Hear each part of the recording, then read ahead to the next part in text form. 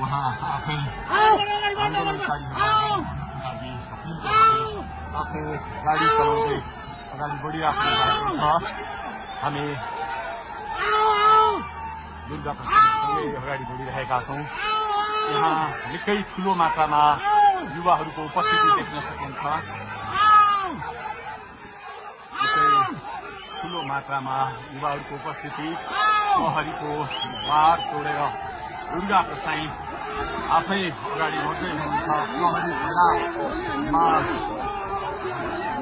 प्रहरीलाई गाडीले पेलेर दुर्गा प्रसाई अगाडि बढ्दै हुनुहुन्छ। अगाडि बढ्दैछौँ।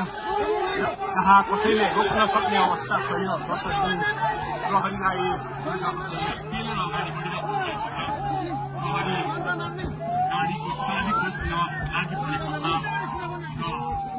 दुर्गा प्रसाईले प्रहरीको एक लेयर तोडिसक्नु भएको छ र अब अगाडि सशस्त्र प्रहरीको टोली रहेको छ। उहाँ अगाडि बढिराख्नु भएको छ। यो गाडीमाथि प्रहरीले अन्धाधुन्दा लाठीचार्ज गरिरहेको छ।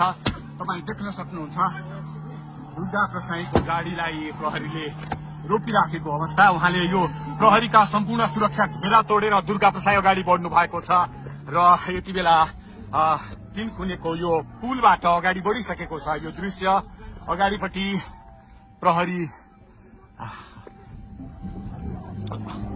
प्रहरीका यी घेरा तोडेर दुर्गा प्रसाई अगाडि बढिराख्नु भएको छ। हामी दृश्य देख्न सक्छौं।